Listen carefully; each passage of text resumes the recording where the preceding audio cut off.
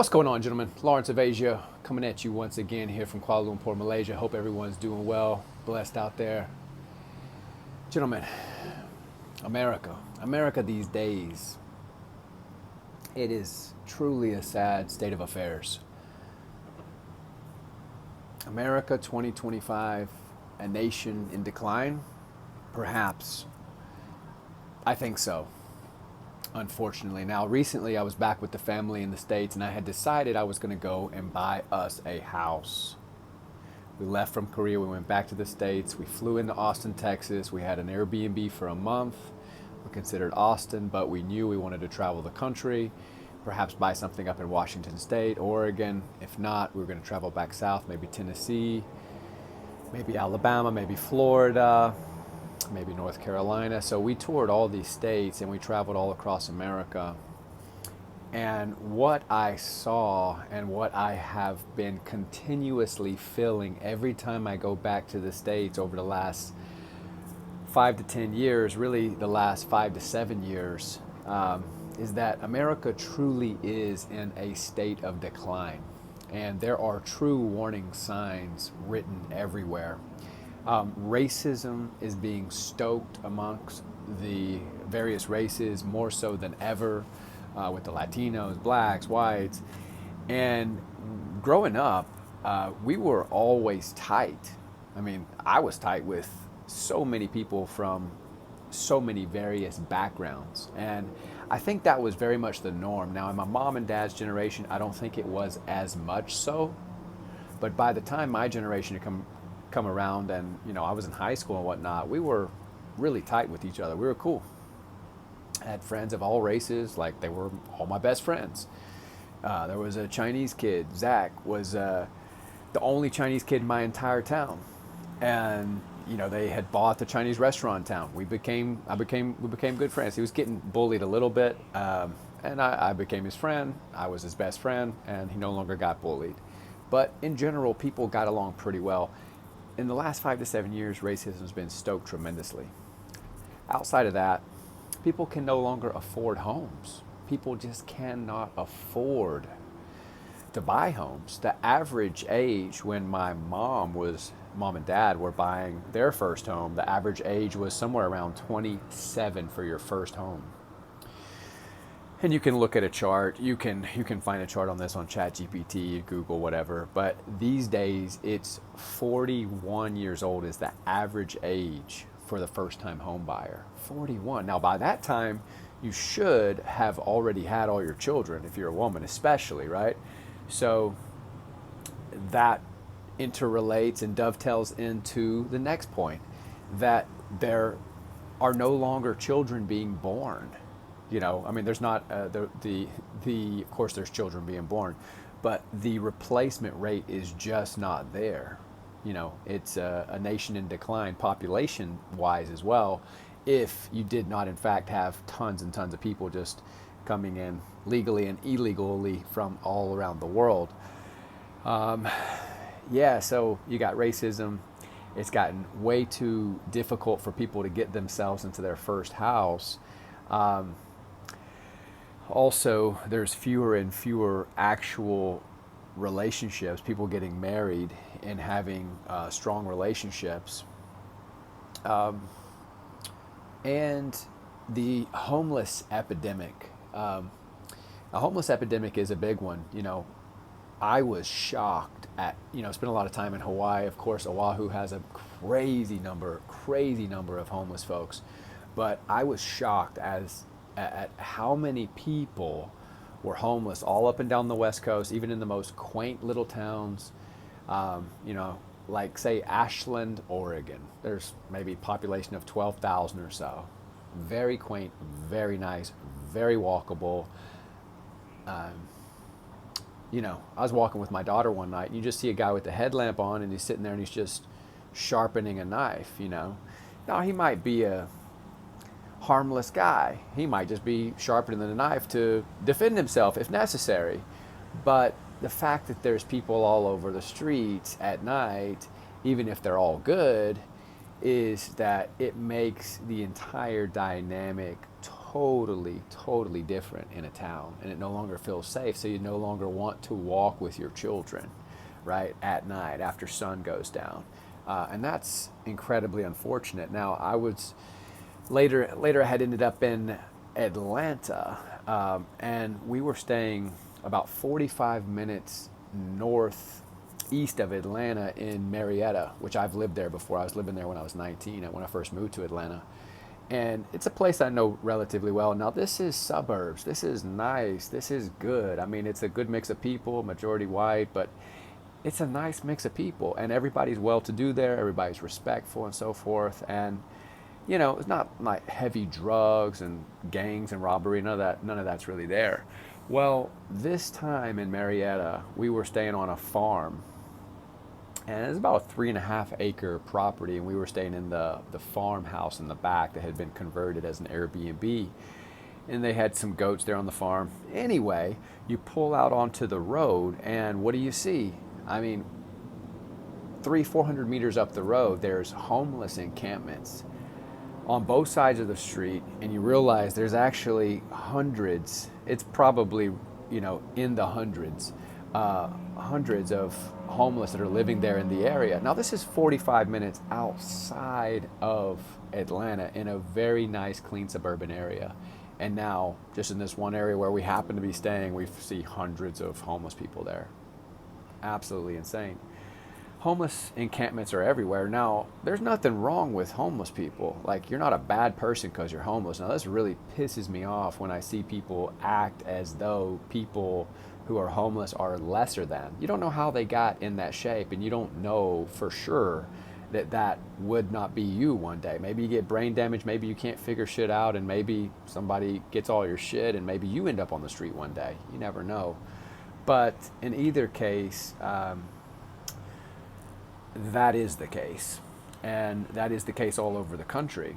Even in Birmingham, I was in places where I've never seen homeless before. See a guy walking up with a bunch of camping gear on, and I'm thinking, like, that's interesting. I've never seen like somebody walking with like all hiking and camping gear on.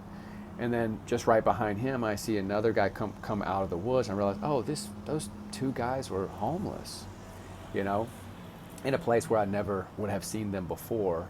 So it's all over the country, and it's on the rise dramatically because it's gotten so expensive even just to rent. I mean, you could have a job, right? You could have a full-time job, part-time job, and you still may not be able to afford accommodation.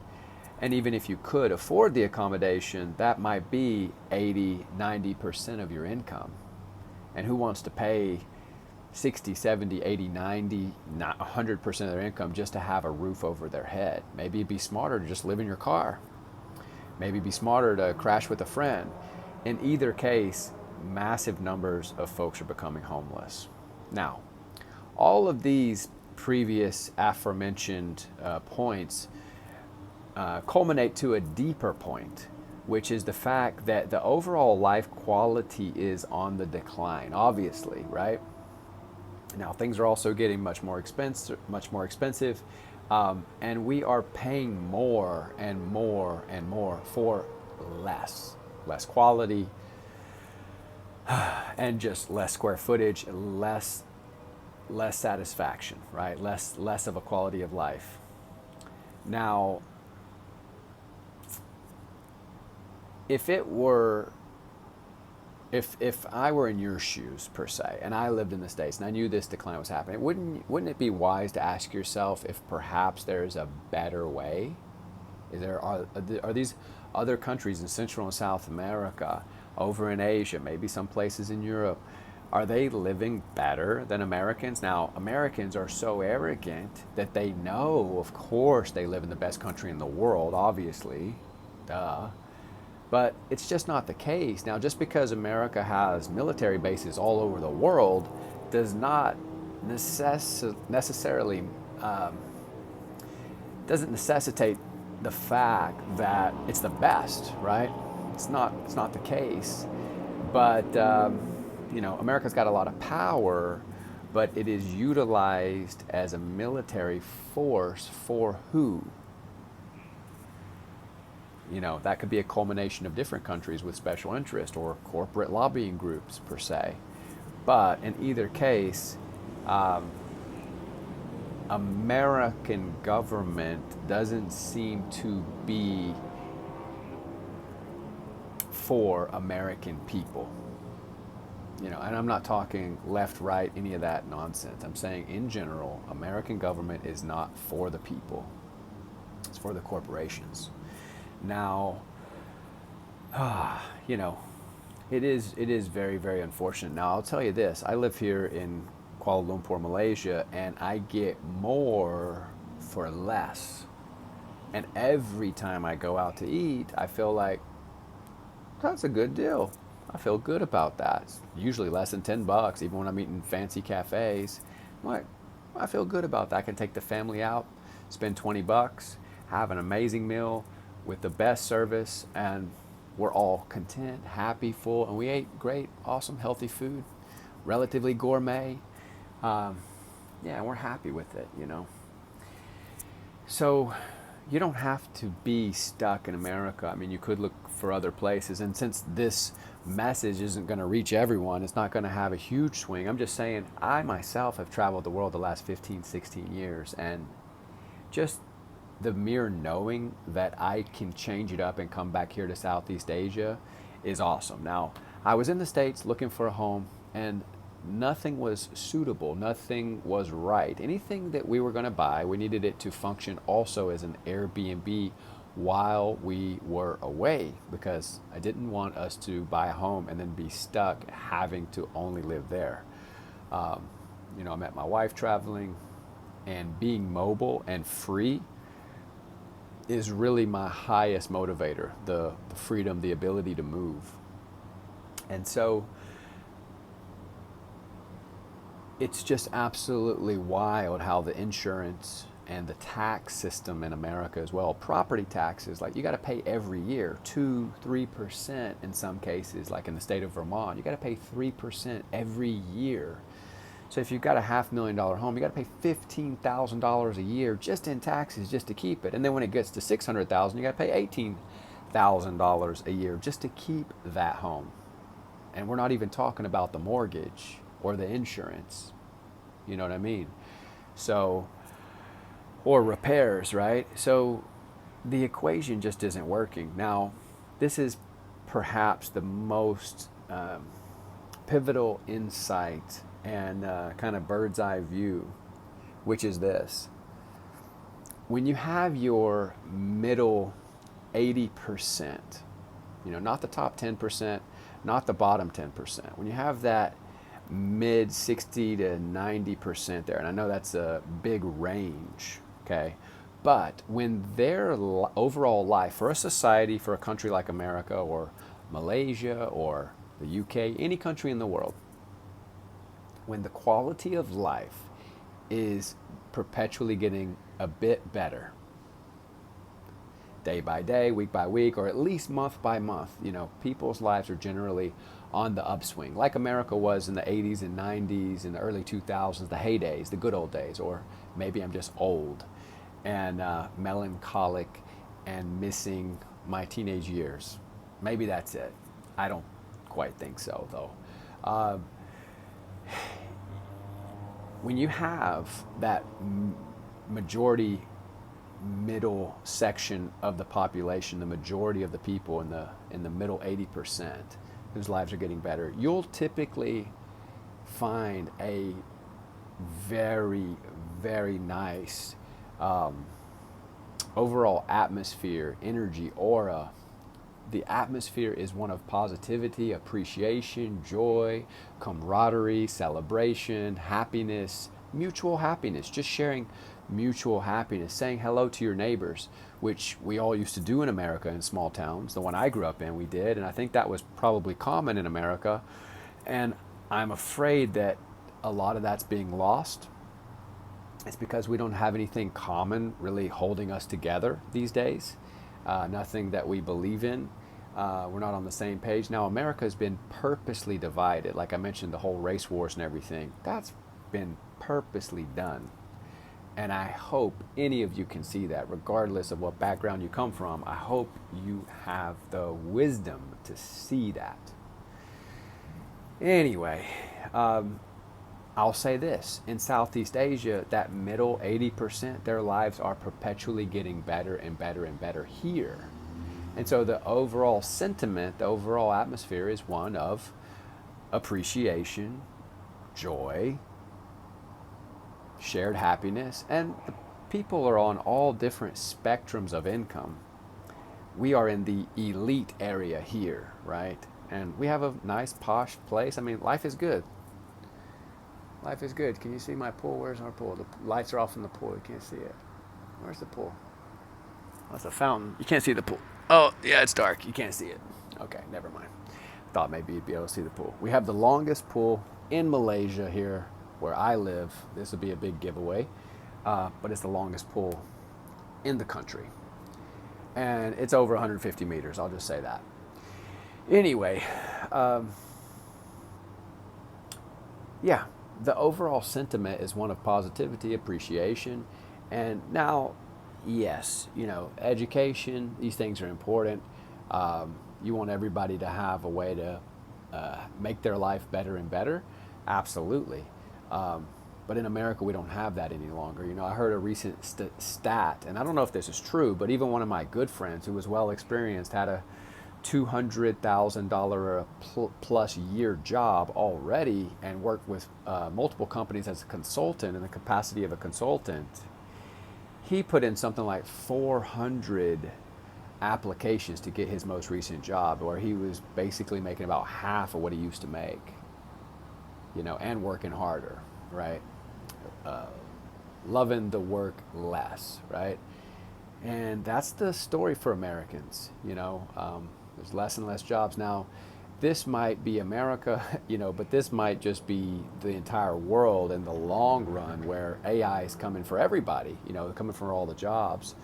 And, fortunately or unfortunately, here in Southeast Asia, the cost of service is so affordable that you can have just about anything just delivered to your door. Whereas if you were trying to do the same in America or other places, people do it. People will just pay to have food delivered to them, but my goodness, it's expensive. It's 10, 15, 20 times more to have that food delivered to you in America versus here. In America, it might be $15 to have your food delivered to you. I really don't know what it is. I've never had food delivered to me outside of Pizza Hut or something. Here in Asia, it could be less than $1. So there you go. Gentlemen, I hope everyone's doing well. I hope this was insightful for you all. I hope that you gained some insight.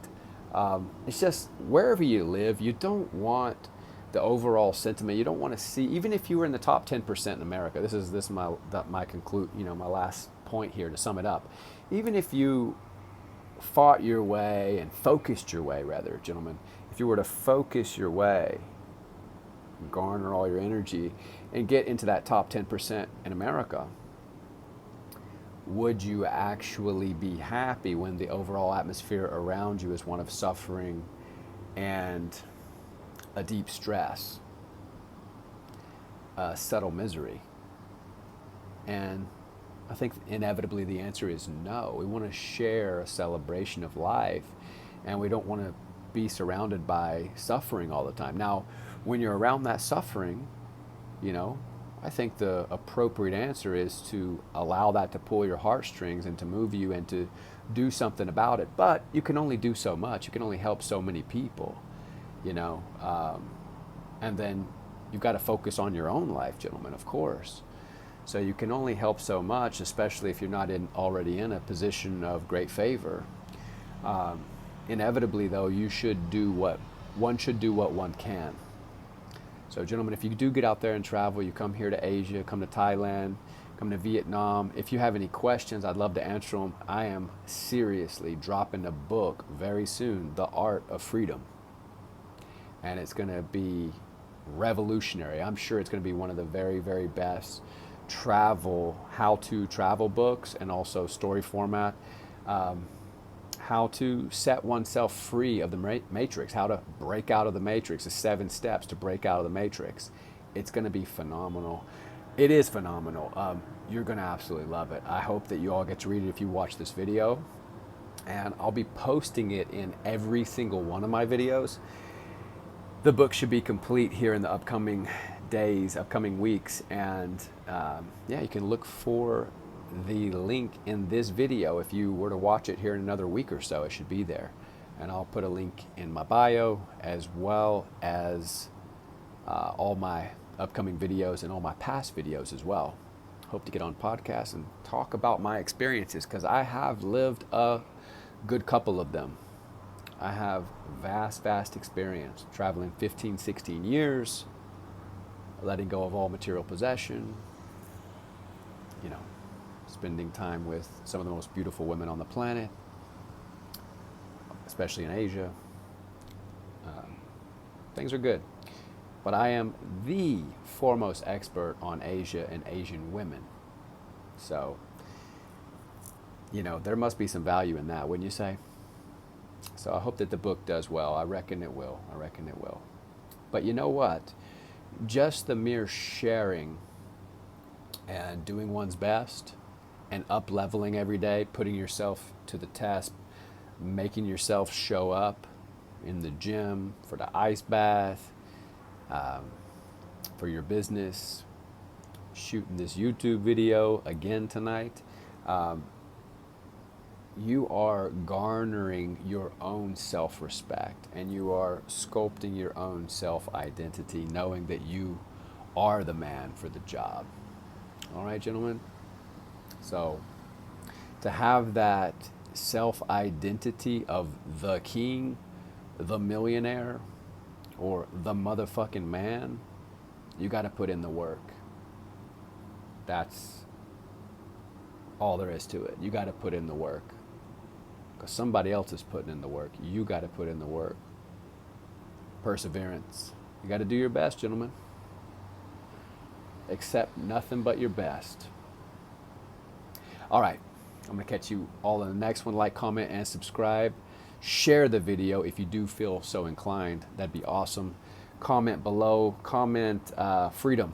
Let's hashtag freedom and run it up, gentlemen. If you do come across this, perhaps it can go viral. All right, God bless. We'll see you in the next one. Lawrence of Asia. Peace out, gentlemen.